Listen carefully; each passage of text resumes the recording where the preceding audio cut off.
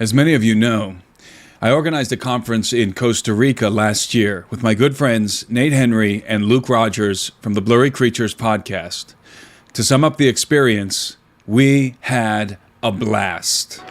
It was so much fun hanging out with many of you on the beaches, in the jungle, and at the conference event, which was highly intellectually stimulating, to say the least. We were fortunate to be joined by theologian Dr. Joel Muddamalle. Joel and I delved deep into various fascinating and controversial biblical topics. Now I'm going to give you a free screening of one of the sessions from last year's conference in this video. But first, I'm excited to announce that we're doing it again. In February of 2025, from the 13th through the 15th, we will be back in the tropical paradise of Manuel Antonio, Costa Rica, for another epic event. And this time, it's going to be even better. Joe will be joining us once again, but we will also be joined virtually by Laura Sanger and Ashton Forbes. In addition to the daily conference sessions, this year we are planning a nightly beach bonfire hangout with drinks and games to maximize fellowship and fun. Subscribers to my Alberino Analysis members community will get the first shot at tickets. So if you want to join us in Costa Rica, go to the alberinoanalysis.com and subscribe today.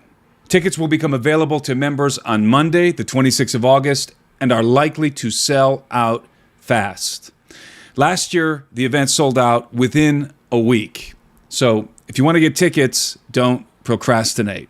In addition to getting the first shot at this year's conference tickets, annual subscribers to my members community will also get access to all of the video content from last year's conference. We filmed and edited every session, and those videos are now available in my members community. One of the sessions featured in these videos is an incredible story from the time when I lived in the jungles of Peru 20 years ago. I've never told this story before in public, but you can go watch it right now in my members community. Without further ado, I hope you enjoy the following presentation from last year's conference.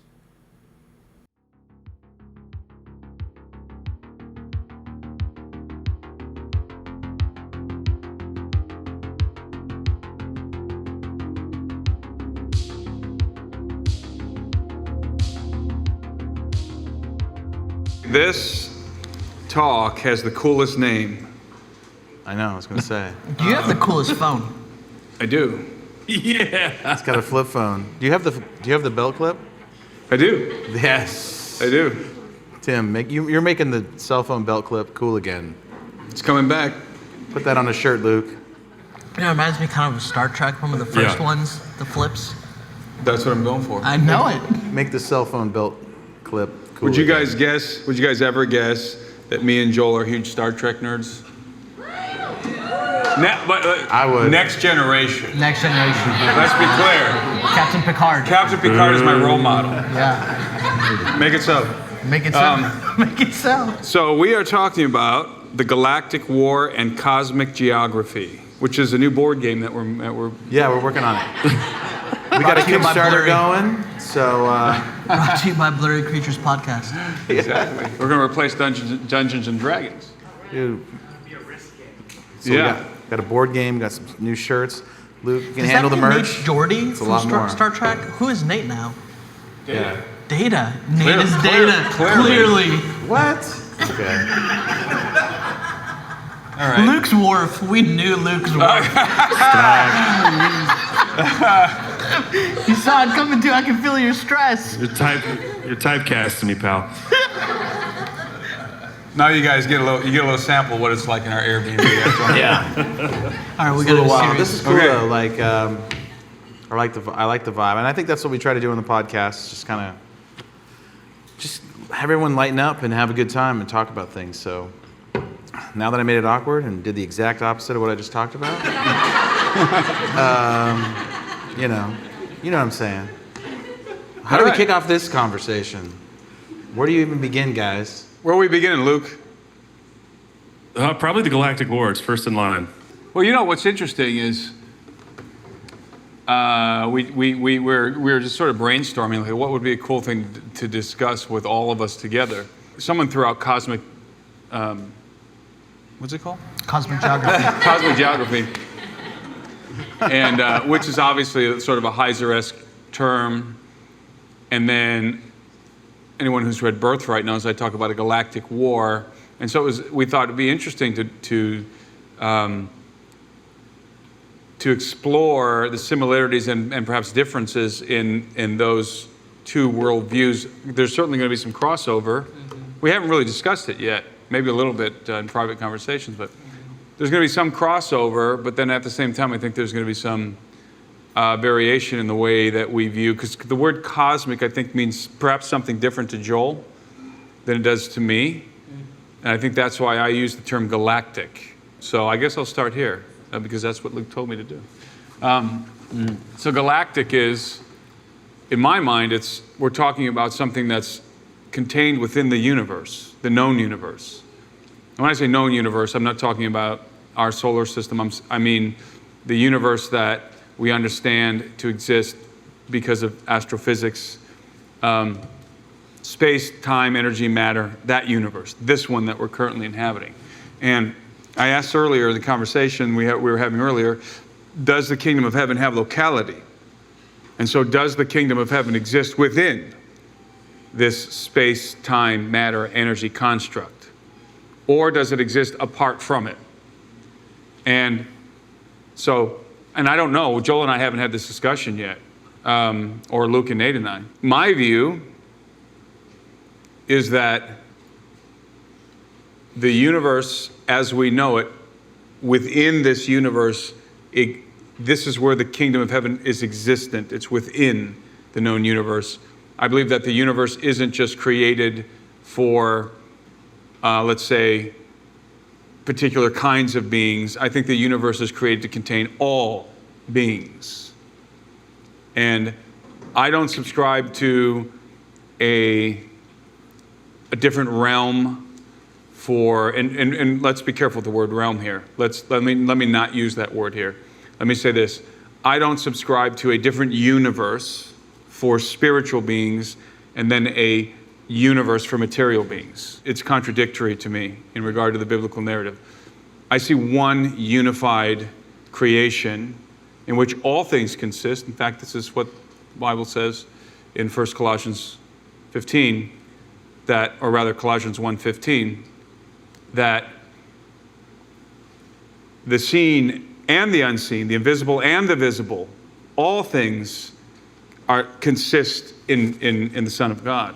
So that's a sort of a unified field theory, biblical unified field theory, in which everything that was created through Christ, through the Son of God, exists within the same boundaries. I do not, so therefore, and this is just my opinions, by the way, I'm just spitfiring here some of my own thoughts. Therefore, everything in this universe is subject to the same laws of physics and is subject to not necessarily coming from the same substance, but subject to the laws of physics, which would be universal across the board. So this is the reason why, and I'm going to wrap this up and then maybe we'll get Joel's perspective. This is the reason why I don't like the term supernatural. Now, I'm not opposed to the use of the term supernatural, and sometimes it's almost necessary. But the word supernatural is not a biblical term. It comes from Latin sobrenaturales, which means above or beyond nature. And I think that something above and beyond nature, outside of God himself, is an unbiblical concept. Now, and what I mean by that is there's only one being who is outside of time, outside of creation, and that is God. And everything else is in a synergistic relationship and bound by the laws of nature. That would include human beings in the animal kingdom on earth, and it would include angels and heavenly beings. I don't believe that there's, as I said before, a spiritual realm per se and a physical realm. I think there's, I do believe there are realms. I actually subscribe to what I thought I invented this term, and I come to find out I didn't. That's a bummer, isn't it? It is. It really sucks. I shouldn't have told you that. A plurality of worlds. So I come from a perspective that we're all within the same universe. When I say we, I mean angels and men, whatever else is out there. But there are plurality of realms. And I have lots of reasons for saying this. And one of the reasons why I believe this way is because Joel mentioned that you have the term sons of God, and a term that is associated with the term sons of God is princes. Sorry. And a prince is the way that these terms appear in the text. It's like someone who's in authority over something, right? Now we use the term principality, and correct me if I'm wrong, but I think in many cases it comes from the word archon or something like that. Archon correct? exousia, That's yep. right. People use the term principality incorrectly because in English at least, a principality is not an entity, it's not a being, it's a realm governed by a prince. Yeah. Now, that's maybe a bad translation of the original Greek in these circumstances. I don't know, that's something Joel can speak to. But when we say principality, understand, when we use that terminology, we're talking about a realm governed by a prince. And I think that's actually very accurate. Now, we talked about earlier, I'm going to wrap up in 1 minute. We talked about earlier that Adam was created to be in the family of God as a son. And there's a reason that he was given dominion of the earth, because the sons of God govern. And that's why I think that it's a family affair. It's a royal family. And so if you're going to create a new being, let us create man in our image, this decision that's being deliberated in the council, in divine council. In Genesis, let us create man in our image. I think, number one, I think that statement is made in the aftermath of something that happened. And this is an inflection point. Let's create something new. But this new thing that we're going to create, mankind, we're going to make it part of the family.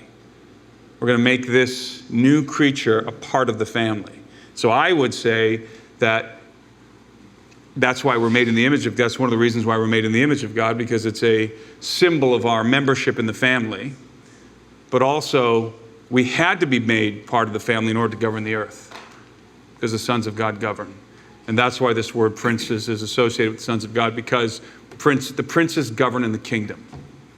So, one more thought on supernatural. So when I say I don't like the term supernatural, that's not to say that I don't believe in the spiritual. Okay? I make a distinction between what people consider supernatural and spiritual. So spiritual can be a form of existence that is different than embodied matter. Or maybe it's not so different, but we just don't understand it yet. We don't have the capacity to understand what that even means yet. So supernatural, the word supernatural is amorphous, and I feel like it doesn't have any explanatory power, because you have to start from I think a flawed assumption that there are creatures, there are beings that are above or beyond nature. And I would say, yeah, there's one. God. Yeah, that's good. Everything else is within created order and abides by the laws of nature. That God, that were established at creation, because God is not the author of chaos, but of order. So those are my thoughts. And so, just few more seconds. So for me, galactic means within the universe as we know it, and not some alternate universe in which spiritual beings dwell or something. No, everything is happening in this universe. That's good. I like it. That's good. And if Joel disagrees, it's okay, but he's wrong. It's true. I did. True story. Maybe at the end of the conference, I will talk about how I almost got all the Jamba Juices shut down in Southern California by making a parallel universe joke. Did you know that Britt, my wife, worked at Jamba Juice? Really? Yeah, and that owner would never give me free smoothies. See? and I never went I back. should have got him shut down. You should have got him shut down. Luke? No, I think, yeah, I think Luke. Luke wanted to insert Yeah, something Luke, before go. you jump. Yeah. No, I was going to say just one thing I liked what Tim was saying about principality. It made me think of municipality, right? And the idea that a municipality is an area governed by a town or a local town, right? In the same way that a principality is a locality governed by a prince. And I like words, so that makes sense to me. And I think what you said about the idea that we can sometimes use that terminology for the prince or for this territorial spirit or whatever the governing Elohim may be. I just like that. I hadn't thought of that, so I just kind of put municipality and principality and was like, municipal is the town, local government. That's the area that's governed by it. Prince, principality. Yeah. Let's do a word search. No, but I really do think that this is a big part of why the Genesis 6 narrative was kind of switched and turned into something else. Sort of the Sethite view kind of became because they just couldn't conceptualize that something that isn't from here could come here and mate with us and create these hybrid beings. I mean, it's still a pretty fringe belief of most of Christianity. Most Christians do not accept or have any concept of the blurry verse and the things we talk about. And I think if you have more of Tim's perspective, that's not even a weird thing to say, you know? I mean, it sounds like a sci-fi movie, but maybe this is all more like a sci-fi movie. You guys are Star Trek fans, so it's no big deal. By the way, let's get Joel's perspective on cosmic. Yeah, there's a lot here. I think I want to start with what do we agree on. So a couple of things that I'm trying to figure out I've got so many thoughts. One is theology should always be done in the context of community. I'll start with that.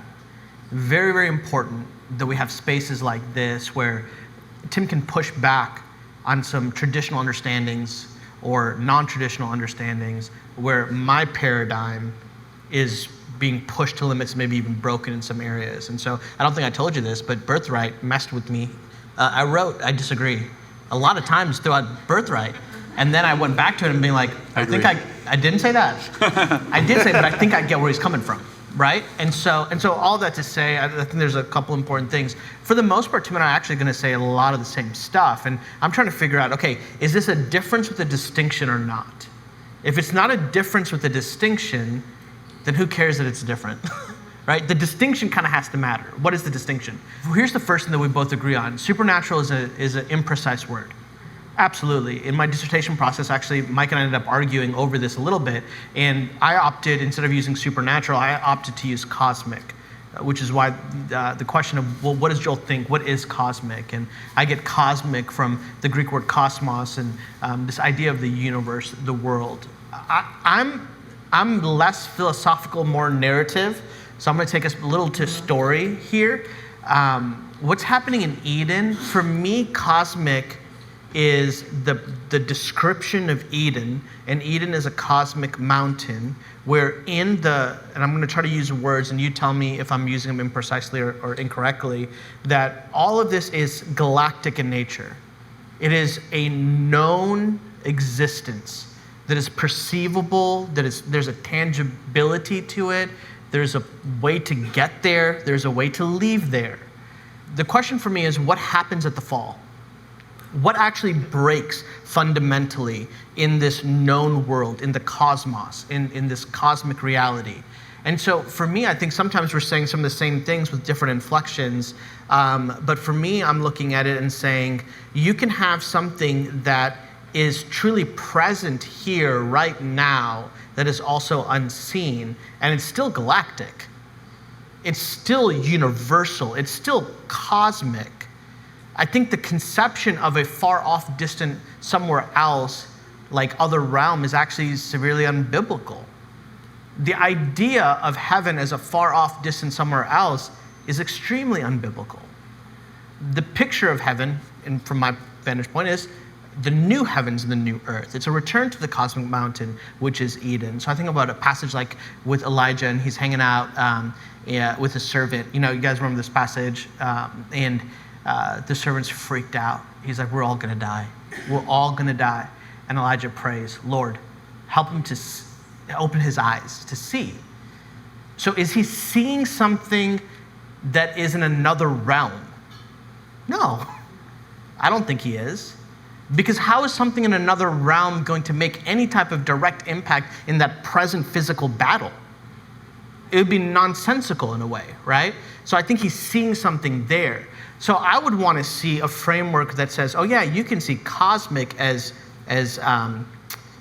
both that encompasses all that is natural and that is spiritual, that these places are breaking in. Like, this is what I think is happening in Gehenna. This is why I think mountains are so important. I think these are places where either for restoration or for ruin, that things are being restored or ruined. I think Molech and Gehenna and the idea of child sex, all these things that are happening is desolation. It's a type of inversion of the I'm using words that we said we don't like of the cosmic. Stop using that word. Stopping of the cosmic that is to point us to something, and then you have something like the Garden of Eden. You have the Temple of Jerusalem. Like, it's positioned on top of a mountain. Why is it positioned on top of a mountain? It is the meeting place of God. It is the connection point. I know you've got some great, interesting ideas on what these mountains actually are, and so that's probably where I would try to point to the difference, the distinction, and try to build a bridge where I think both can be accessible at the same time. And there's a really big issue of corporeal. What does it mean to be corporeal? What does it mean to be embodied? What does it mean to not be embodied? So Okay. push back. I shall. So let's think about for a minute some practical situations that we see unfolding in the biblical narrative. We have a situation in which Michael, I believe, is dispatched to reach Daniel, and he is resisted by the prince of Persia. Mm-hmm. Okay. So there is a distance that has to be traversed here. Mm-hmm. Correct? Yeah. We have a distance that has to be traversed. We have a blockade of some kind resisting Michael from reaching Daniel. Mm-hmm. He's not like, it's not like Aladdin, the genie in Aladdin, where he can poof himself from one location and appear in the other. Mm-hmm. So, and he was resisted for 21 days, I believe. Mm-hmm. That seems to be a very practical scenario in which someone is coming from somewhere, distant place, and is encountering a resistance from getting from A to B. So there's a distance that must be traversed. It's going to take time, and there's lots of instances that we could think about. So as you all well know, I believe that angels use technology. I think it's exceedingly evident that angels are using technology. And I don't think they do it for our sake. I don't think they do it just as some sort of a symbolic gesture. I don't think angels eat and drink because they just want to fit in and, for whatever reason, eat and drink with Abraham and Lot just because it's a human custom. I don't think that angels are like a genie in that they can take on a corporeal form and suddenly have a digestive system into which the food and drink go. I think that eating and drinking, and as I said earlier, singing and dancing and writing and all of this was in the universe before we were. And I think we have a tendency to spiritualize things that are evident and practical, and we can understand them in the way that we understand them among ourselves, among each other, in our civilization. And so the easiest extrapolation for me is, we have these things here. Therefore, they must also be there, including technology. And I would be of the opinion that when we see angels using chariots of fire, the chariots of God, the chariots of Israel, right? I don't believe in Santa Claus. Why don't I believe in Santa Claus? Well, for one thing, reindeer don't fly, right? Neither do sleds. Why don't I believe in angels flying around in chariots? Because horses don't fly. I'm allowed to do that as a 21st century thinker. And I don't feel like I have to be shackled to a perspective that belongs in the Bronze Age. I think I can take that material, and as a 21st century thinker, not because we're smarter than those people, but simply because we have more information. And we can say, okay, chariot. This was the most advanced form of conveyance known to them at the time. And so, to us, it would be a fighter jet or something like that. And so, that's why when we see a saucer, we know it's kind of like what we have, but it's not exactly what we have. The closest thing we have to a saucer would be, I don't know, space shuttle? I don't know. Well, that would be using some of the saucer technology. So I think that angels clearly use technology. They're not flying on horses. They're not flying. A chariot is not designed to fly. It's just not. So they're not seeing a chariot and horses unless the whole thing is just symbolic. Unless the whole thing is just allegorical and not to be taken as a literal encounter with something that came flying through the air and landed and picked somebody up. If it's to be taken seriously as a physical event, a historical event, then me as a rational thinker, I cannot accept that we're dealing with flying horses because, again, horses don't fly. So, I believe that we're looking at the implements of an advanced civilization from which these entities hail, and that civilization is called the kingdom of heaven. And again, I'll reiterate, there's eating, there's drinking, there's music, there's writing, there's warfare. How do spiritual entities do harm to one another if they're not embodied? So I think that spiritual means something different than what we think. And it doesn't even necessarily matter to me. I don't know, this might make Joel a little angry. It doesn't even matter to me what the ancient Hebrews thought about the concept of what spiritual meant. It doesn't really matter to me what they thought. They might have been inaccurate in their understanding of what spiritual is and what it means. And because they didn't have enough information, they may have assumed that spiritual meant disembodied. And why do I say that? Because I have too many embodied things going on in the Bible. There's too many instances in which angels are eating and drinking. There's the Israelites ate manna from heaven, and the Psalm says that they ate the grain of heaven, the food of the angels. So bread didn't fall, grain fell. What was the gluten content? That's a good question. That's a good question. Probably gluten-free. Probably gluten-free. Probably gluten-free. So grain fell. Much easier on the digestive system, probably. They were walking a lot. Grain fell from the celestial Whole Foods. And it was gathered up by the Israelites, by the Hebrews, the grain.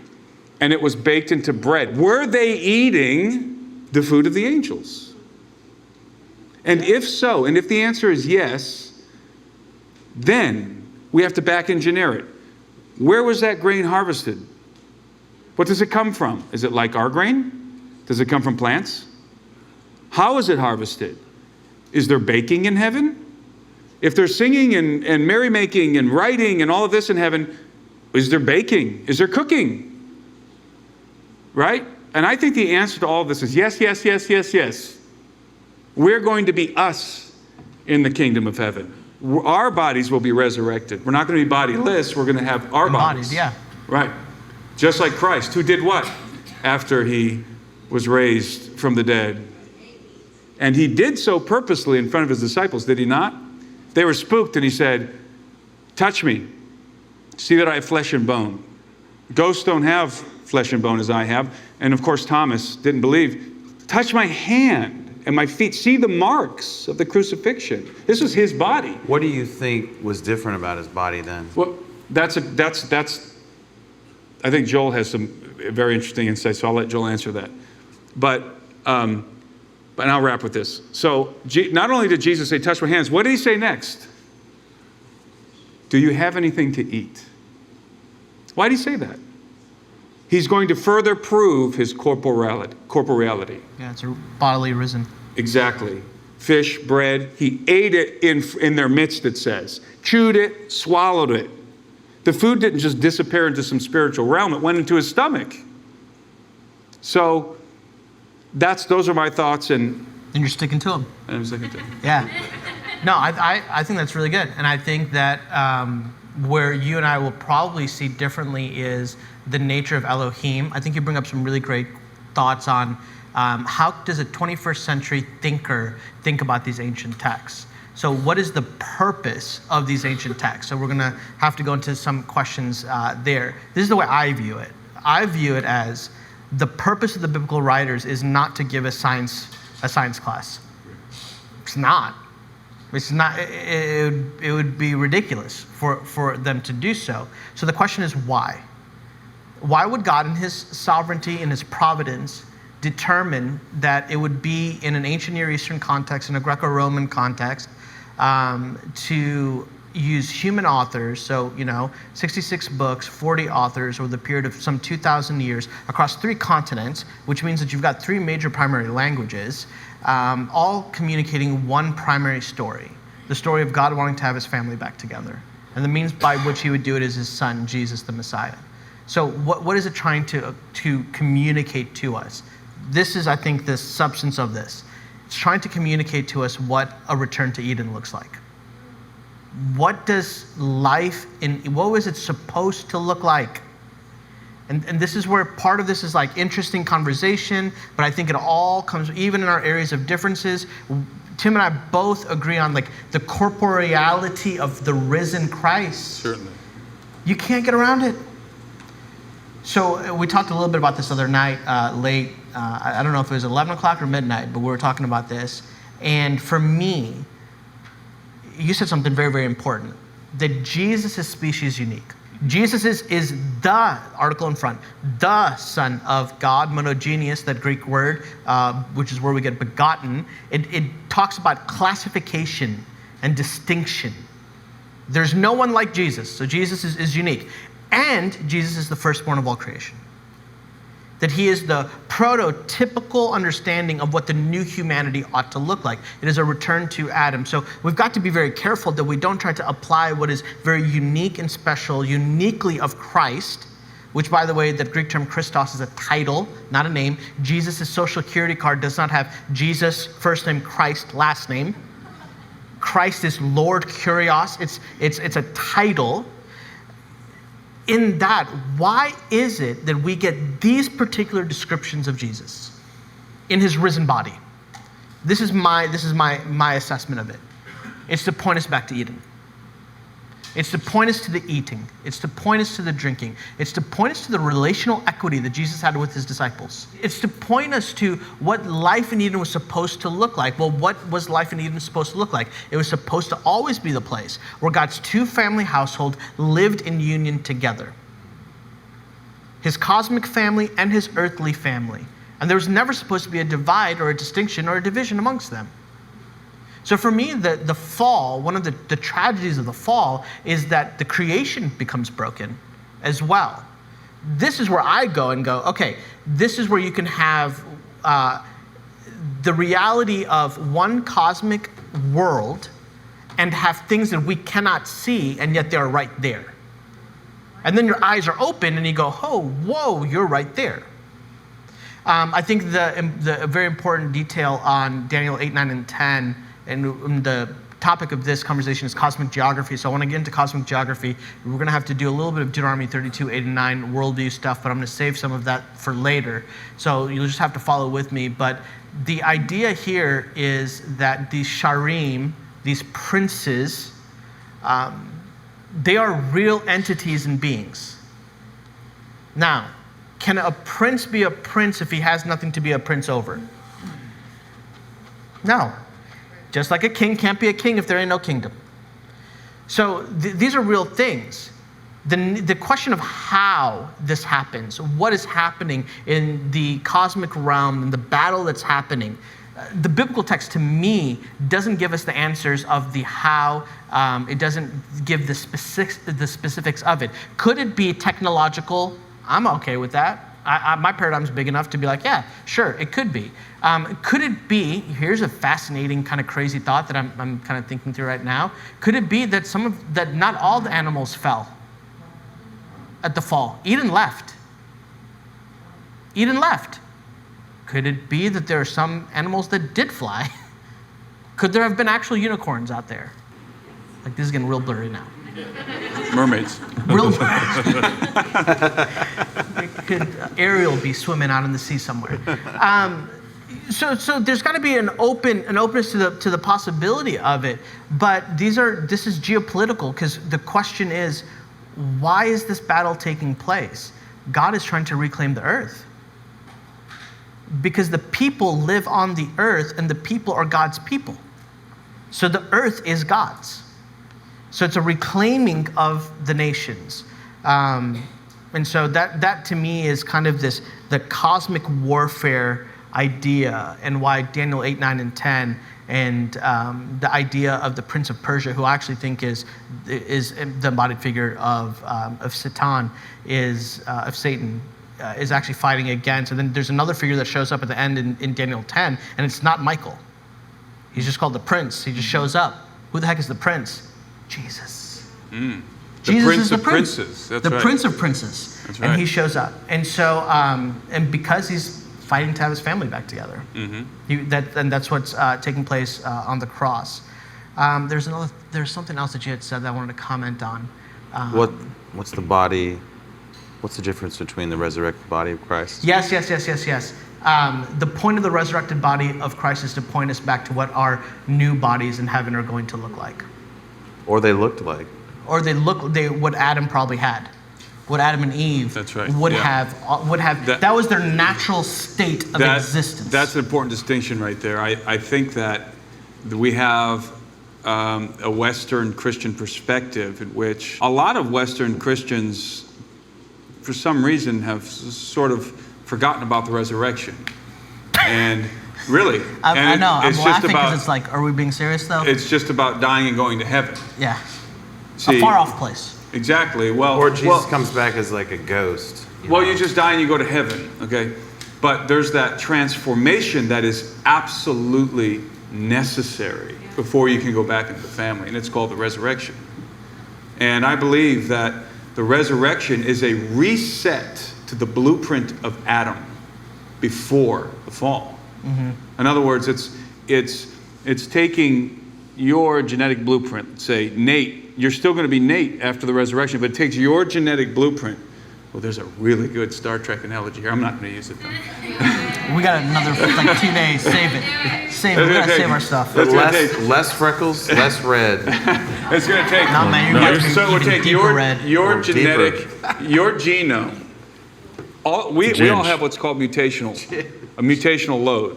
So from deleterious mutations, deleterious just means negative. So we accumulate deleterious mutations over the generations. We all know that a copy of a copy of a copy of a copy of a copy is much crappier than the original, right?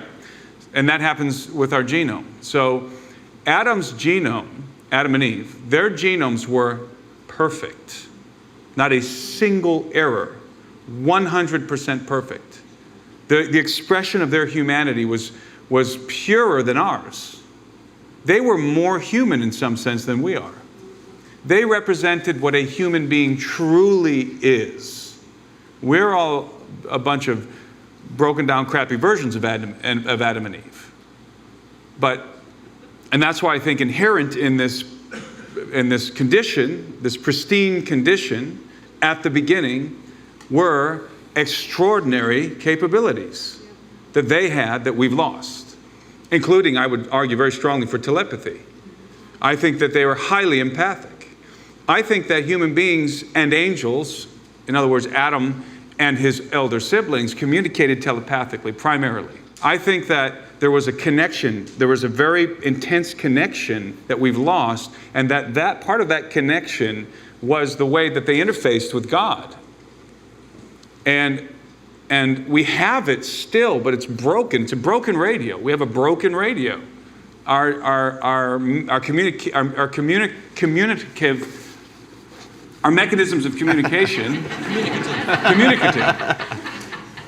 mechanisms are impaired because we are broken down, because that was a consequence of the fall. So there was something in Eden. I'm going to try and constrain myself here. There was something in Eden. Constrain my thoughts so I don't go all over the place. There was something in Eden that was regenerative. And we can talk about later on what You're going to talk about the tree? Eden is. We can talk about that later on. There's something in Eden that's regenerative.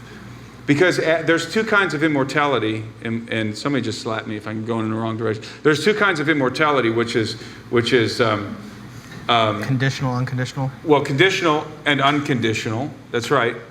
Or I call it intrinsic and extrinsic. So intrinsic immortality is you are created as an immortal being, period. And then there's extrinsic. And intrinsic means it's part of your nature. Extrinsic means it's something that's outside of your nature, but that it's sustaining you. Extrinsic immortality is an immortality that depends on something. It's conditional. It's a much easier and simpler way to say it. Conditional. In other words, there's something that you need access to in order for you to maintain your immortal condition. Well, that, of course, is the condition that Adam and Eve had. And the angelic beings and supernatural beings. And the angelic beings. Very good point. So, I believe there's only one intrinsically immortal being, and that is God. Yahweh, yeah. And in fact, Paul says so much, does he not? That there is one who has immortality. That is God. Yeah, and this is a very important distinction as well, because this helps us to make sense of the point that Tim brought up earlier of the warfare component. Because a lot of times we'll think, well, they're immortal, they can't die. Anybody watch Highlander? You guys remember that show, Highlander? Anybody? There can be only one, you know? Yeah. Where did they get that idea of cutting off people's heads, by the way? I know you care a lot about head cutting, like that whole Goliath thing. Yeah, that's a big question. That's a big deal for you. That's a big deal. But you can be. We got Luke going. Look, Luke is so happy right now. He's so happy. Dude, anytime we can poke Tim a little bit, like with that, I know how much he asked us to take it off the intro. We're never taking it off the intro, Tim. I think that's an important detail. I think there's an important detail there that is you can be immortal and conditionally and die. Yes. You can be immortal conditionally and die. Mm-hmm. There's a real cost to the cosmic warfare that's taking place. Yes. The unconditional, this is interesting, I don't know what you think about this. The unconditional immortality for me, for humanity, is reserved when Christ comes back and gathers his human family back together with him. At which point I don't see a potential of a relapse of this whole story and saga happening again. I know your brain's going all into different places with that. Let me say one more thing and then you can respond to it. We'll let these guys jump in. Yeah, and then the last thing is that Jesus' resurrected body is both and, not either or. I agree. It's a both and not an either or. So this is where, again, might be a place of contention between Tim and I. Why wouldn't that also be the plausibility for supernatural? I keep going back to that. I'm going to have to strike it from my vocabulary. From cosmic beings. I don't know. You know? So I think something fundamentally broke at the fall. And I think, here's another one, big, very important one, is Eden goes away. I know you've got some thoughts on where it goes. I think it's accessible. I think Eden goes away, but it's accessible. It's temporal. But then it comes back in Revelation. Anybody remember what the distinction is, but the difference when it comes back? Is it still a garden? It's a garden city. It's a city. So how in the world does a garden leave and come back as a city? I've got thoughts, but I'm going to hold those thoughts. Yeah. Luke, Nate?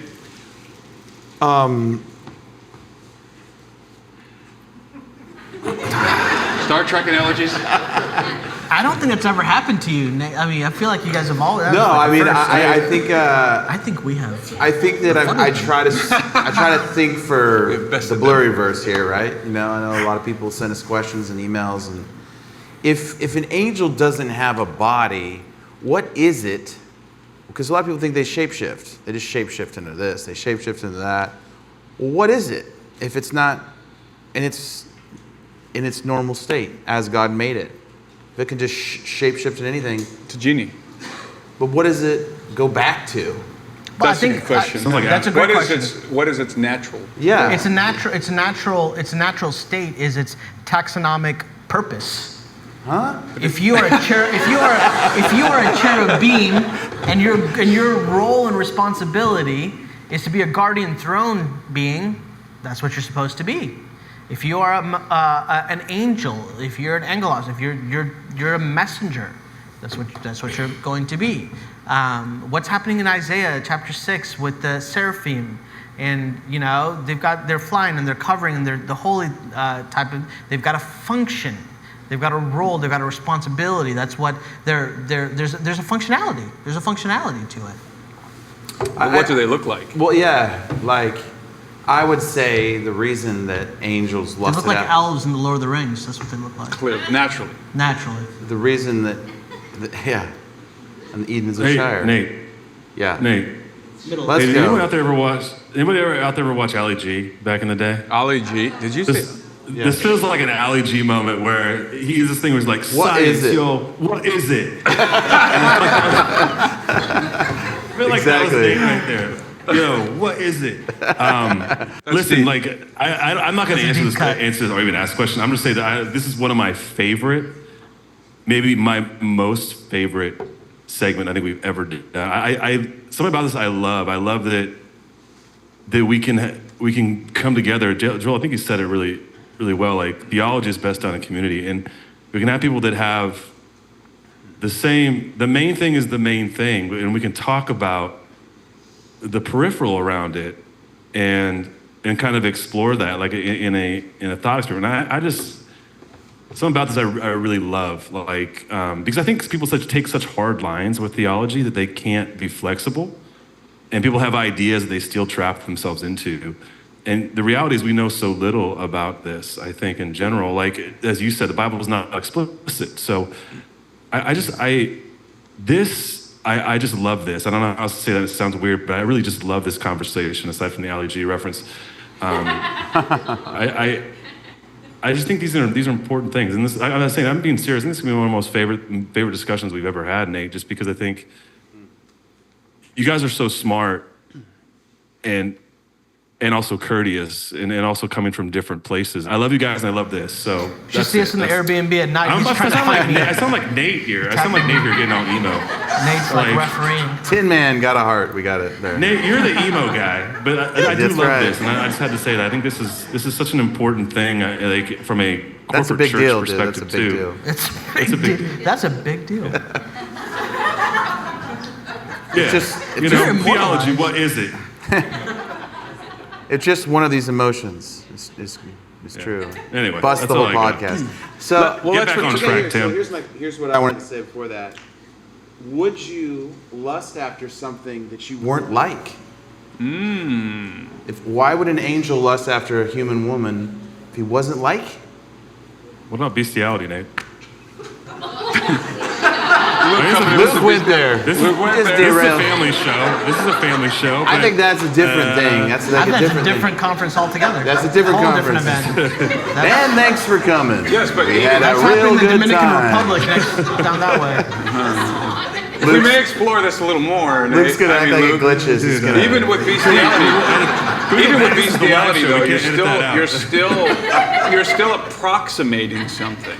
Are you not? You're still approximating something. We won't go any further than that. But it's still the same mechanisms, the same reproductive organs. I'm sorry. It's an issue. Here, I'll try to rein us back together. It's an issue of curiosity gone wrong.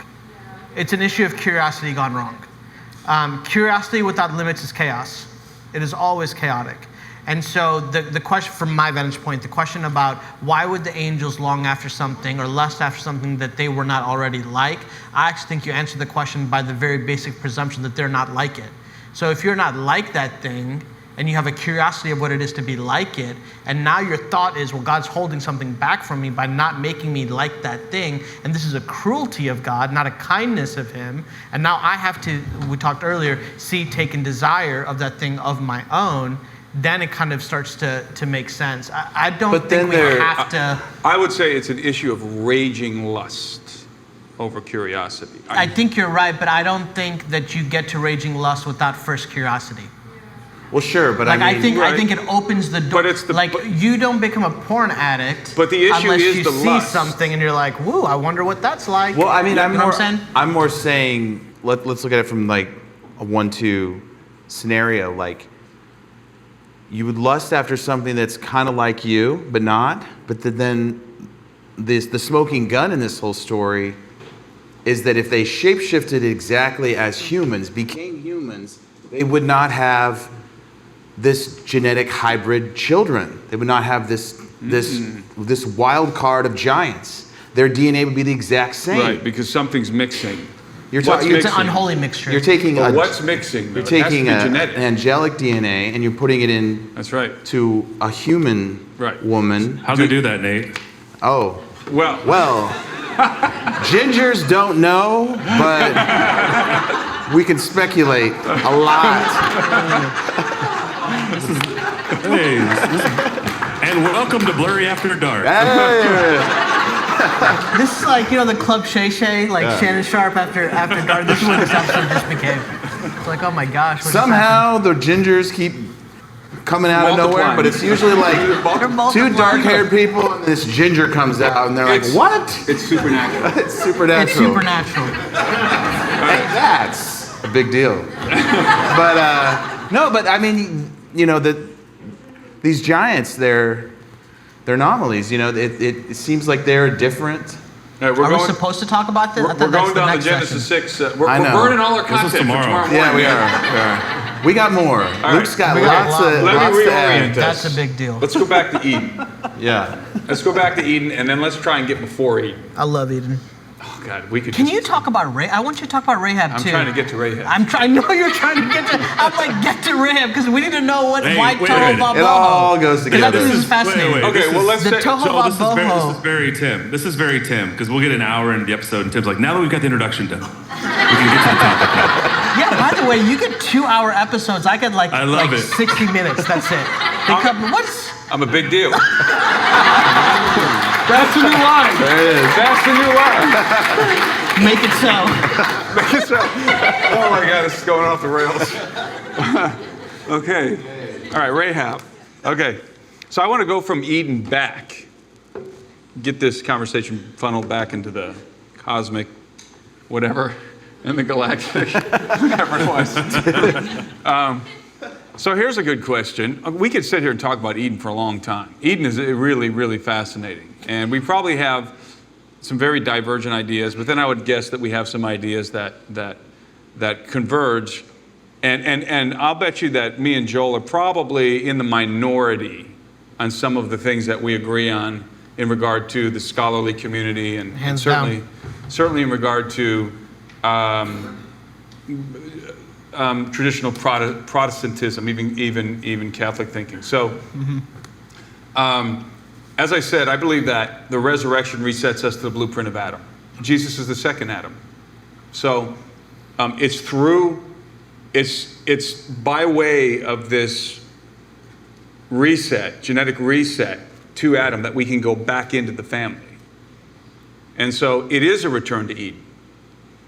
I absolutely agree. It is a return. And by saying it's a return to Eden, I would say it's a return to Eden, hence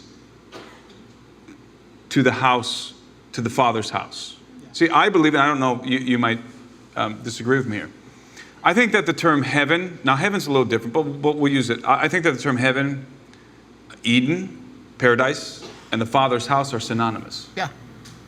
And can be used interchangeably. And this is why, and they are used interchangeably. The Hebrew word Beith is used, we talked about this earlier, kingdom, temple, and household. Yeah. And the temple is the cosmic household of God. Eden is the literal household of God. And you've got the temple imagery that's happening all the way throughout the Old Testament. Very good. So Eden, this is why you have the Eden as a city in the book of Revelation. Also, think about the tree of life. Where's the tree of life? Well, in the book of Revelation it says that the tree of life, for those who overcome, Jesus says, he will give them the right to eat from the tree of life, which is in the paradise of God. Well, where is that? So, I don't think he's referencing an earthly location there. So what I see, when you take Eden, when you take heaven, when you take paradise, what I see are a variation of terms that are referencing the same thing. And the same thing, the nucleus, is the family. That's the point. It's the family. So Eden represents mankind's original condition, which was unbroken fellowship with the Father and with his elder siblings, the other sons of God, in the family of God. That's what Eden represents. So, and to segue into the Rahab stuff. Now, we can sit here and talk about Eden for an hour, but to segue into the Rahab stuff, I'm interested in a question that I don't know that many people reflect upon. Why did God create Adam in the first place? Why? Why was the council deliberating in Genesis? Because that's what you have. Mm-hmm. You have a council, the divine council, right? Mm-hmm. Deliberating. Let us make man in our image, according to our likeness, and let him have dominion of the earth. Well, we know that the us is the Elohim, the divine council. But why is that decision being made? Why are they deliberating? And this goes back to what we're talking about, and why, the spiritual versus the physical. I see a council deliberating. They're sitting there deliberating. It's in the kingdom of heaven. It's in probably some sort of a magnificent building or something like that. So I'm seeing civilization here. I'm seeing an event that's happening in a timeline that pre-exists us. How did we get to where the council is sitting there deliberating? Are you following me? How did we get to this deliberation? Yeah. What happened to motivate the council, and of course the king who's presiding over the council, the Son of God presiding, the Prince of Princes, as he's called in the Old Testament, presiding over the other princes, who I believe are themselves governing other realms. Why are they deliberating? Why are they creating mankind? And I believe that the answer is, and this is again a question not many people consider, why create mankind? The answer is because something catastrophic just happened. Something happened. And God is going to renew the earth. He's going to renew this realm. And they need a new governor. Now, you're going to have to help me here, Joel. Mm-hmm. There's a very interesting couple of verses. So this is the writer of Job, I believe, describing the king's disposition at this event, at this moment where the deliberation is happening to create mankind. Behold, God puts no trust in his holy ones, and the heavens are not pure in his sight.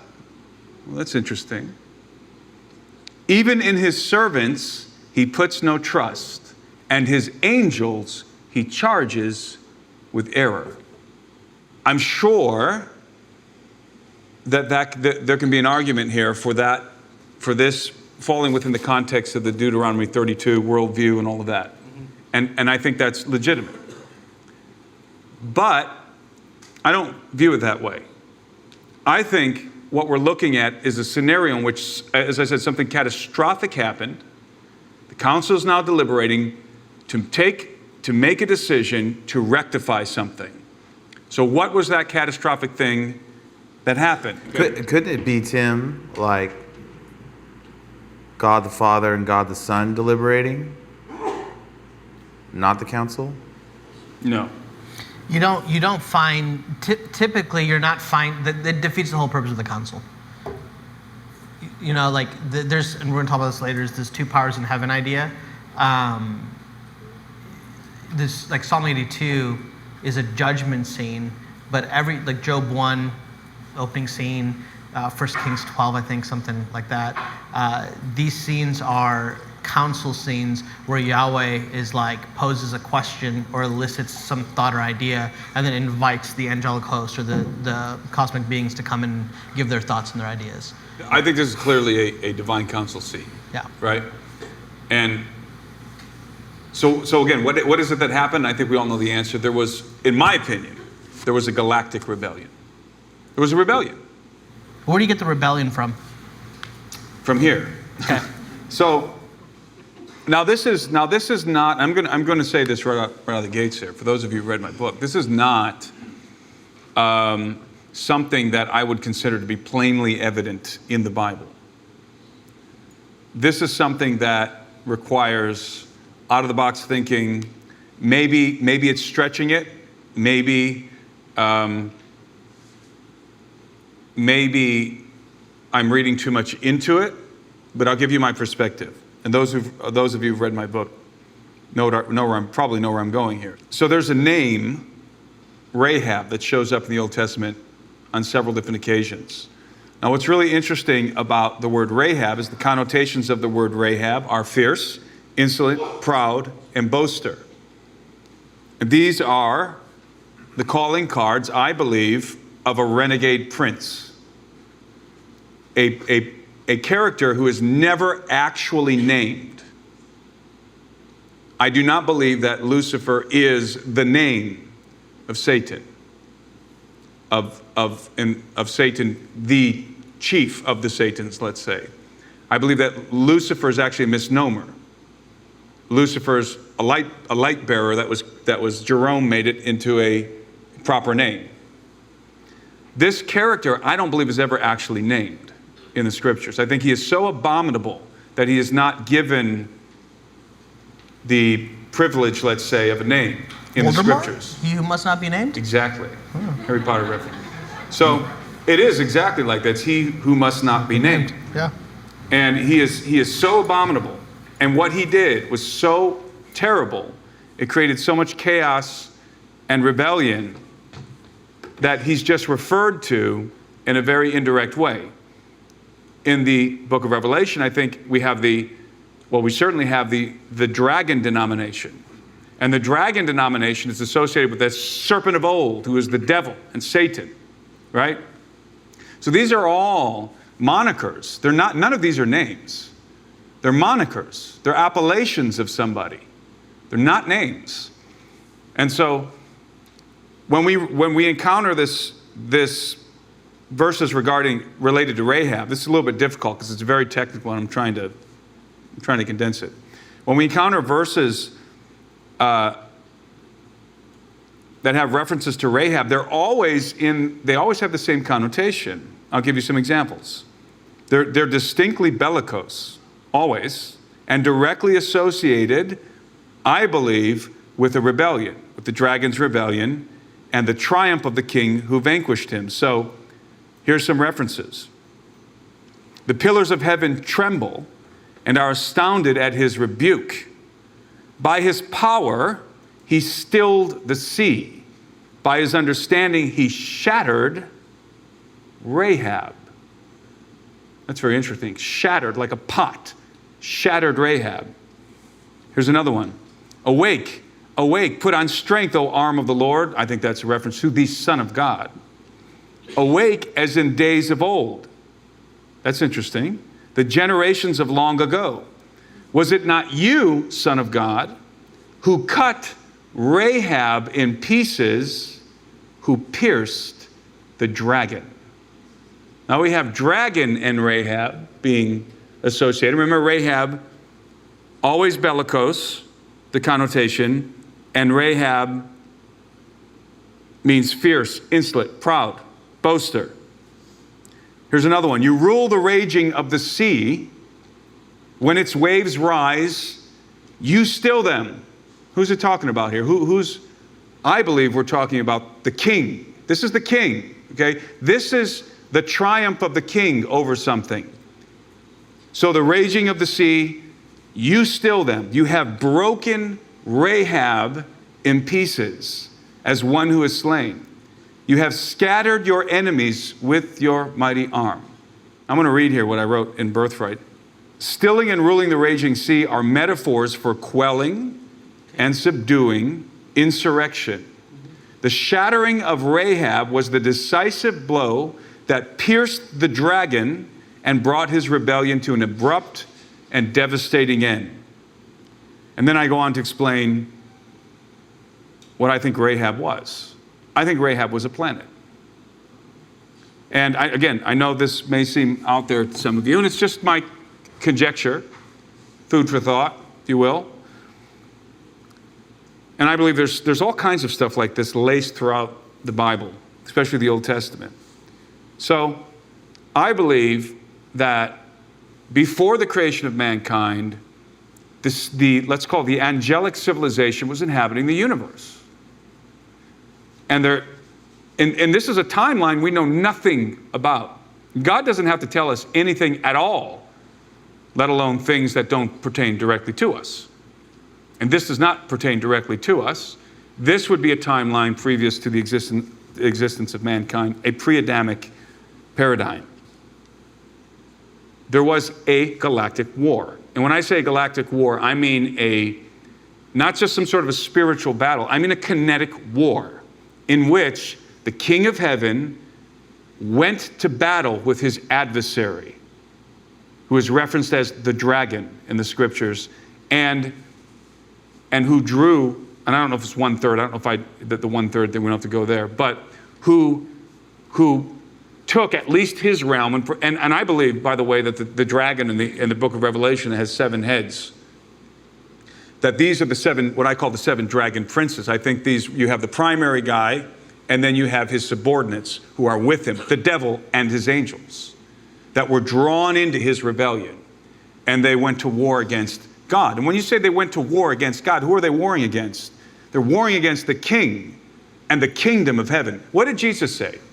The kingdom of heaven suffers what? Violence. Violence. And the violent take it by force. This to me speaks of incursions into the kingdom and the armies of the kingdom expelling the intruders. Now, why do you have an army? What is the purpose of an army? The only logical purpose of an army is to protect the borders of a given realm. There is no other purpose for a standing army. So a standing army repels invaders, does it not? And so the kingdom of heaven has enemies. And these enemies aren't just spiritual things. There's violence that's done. And there's battle. There's wars that are waged. And this is, and I'm gonna finish my thought here so these guys can all chime in. But so I see, before the creation of Adam, I see a catastrophic war breaking out in the cosmos, in the universe, possibly even in our solar system. I believe that some of the planets were inhabited by this angelic race, what I call the elder race, and possibly other, and there's very, very, very interesting things that we could tie in. Miros, for example, and there's a lot of very interesting things. But I believe that there was this insurrection against the King of Heaven, and there was a technological war. And when I say technological, I mean a kinetic war. And that as a result of this war, as a result of this war, the universe, let's make it our solar system. Our solar system experienced a catastrophic event in which a planet was literally destroyed. And I believe that planet is Rahab, and I believe it is the asteroid belt between Mars and Jupiter. And this may sound fanciful. There's a whole lot more I can't say because it would take hours and hours and hours, but there are so many hints to this pre-Adamic timeline and this galactic war. And it makes perfect sense that after this, remember, he puts no trust in his holy ones. After this conflict, we get to this inflection point where it's time to create a new member of the family. Someone who is untainted by the events of the past. Someone who could be trusted to govern the earth, which is going to be renewed, given into the hands of a new prince, a new member of the family. So I think that's where the human story begins. It doesn't begin from nothing. There's a timeline that precedes us. Now, this is all conjecture, but I find it fascinating, and I could be, of course, completely wrong, but I think there may be something interesting going on here. Yeah, I mean, you guys, we've talked about this a lot on the show, but, I think there are hints a lot. I mean, I think about just bigger pictures. I mean, when we talk about some of these subjects, there's little hints and clues that, okay, these giants existed, and there's no one smoking gun. And I think what you're trying to say is like, look, there's little verses that hint that we aren't starting at episode 1.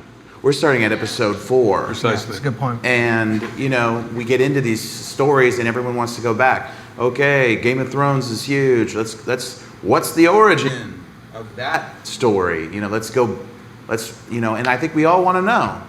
What was the beginning of the beginning of the beginning, right? And I think that it is a little, I think all of us feel like there was a lot going on before we rolled onto the scene. The thing about that view that appeals to me is it helps to bring a little bit of a better picture to that opening sentence of Genesis 1. That's what I was talking to Tim about earlier, is that Toho Vaboho, wasteland and wilderness, typically there's not very great explanations for why do we start with that. Like, did God initially intend to start with wasteland and wilderness, right? So there's some questions. So it's at least from my standpoint, as I'm processing through this kind of in real time and working through it, I'm like, oh, that kind of helps to make sense of some of that. Some background, ancient Near Eastern context on it. Rahab was also viewed as one of the sea monsters. Mm-hmm. So there's this, I don't know if you got into it. I remember reading this in the book.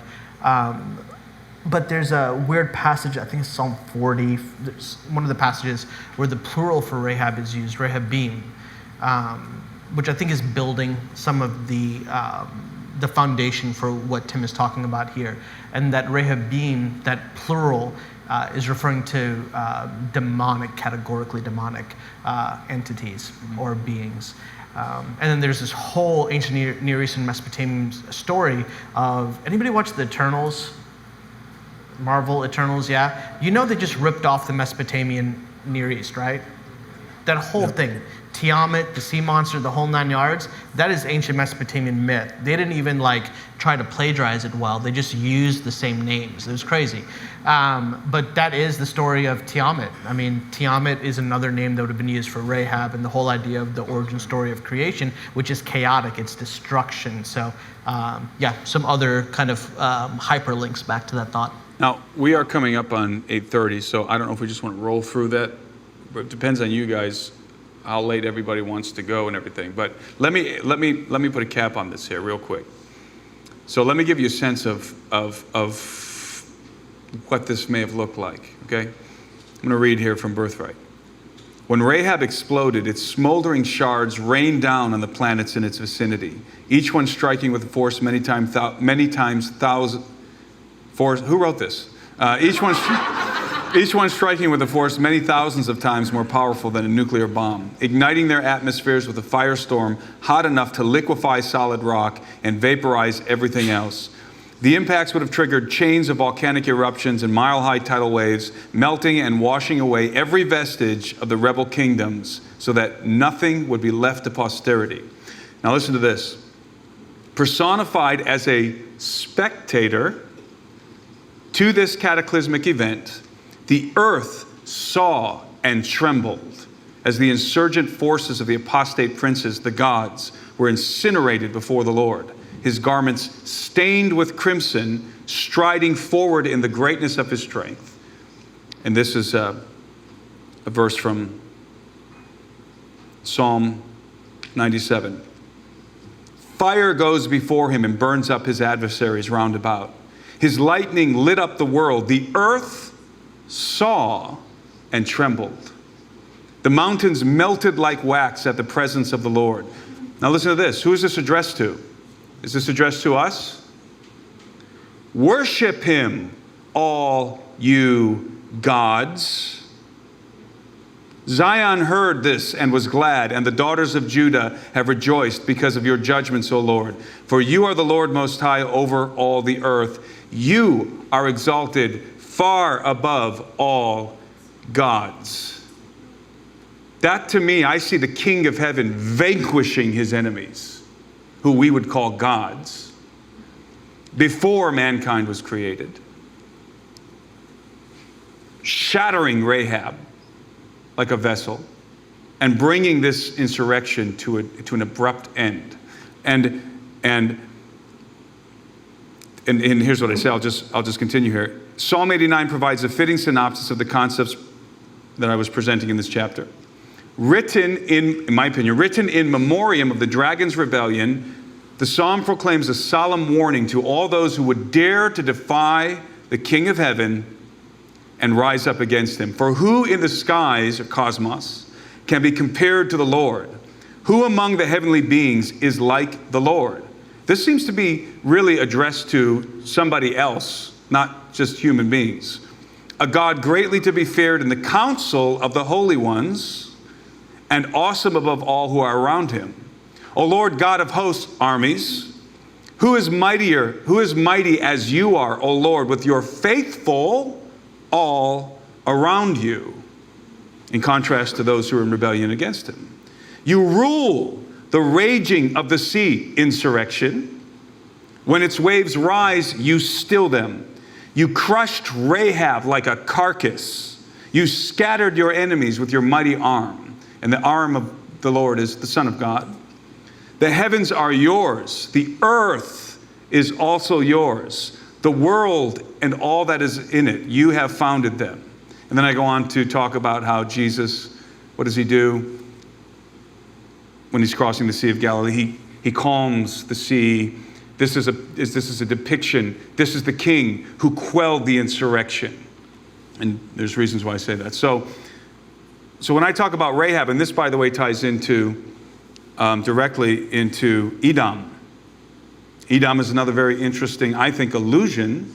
Edom was one of the arch enemies of Israel, probably the arch enemy of Israel. And Edom means red. Comes from Esau. And it's associated with Esau. And I think it's also symbolic, certainly has a historical context. I'm not denying it's very obvious historical context. But I think it also has intimations of something else. I think Edom is a reference to Mars, personally. But so I see a galactic war erupting in the cosmos, erupting in the galaxy before the creation of mankind. And that it is this war that precipitates, that catalyzes this decision to create mankind. So I think there's a backdrop here it's very subtle, as I said. It's not completely evident. It's very subtle. But I believe it's there nevertheless, and may provide a lot of context to the beginning of Genesis. I'd say it's pregnant with a lot of meaning. I would say so, Luke.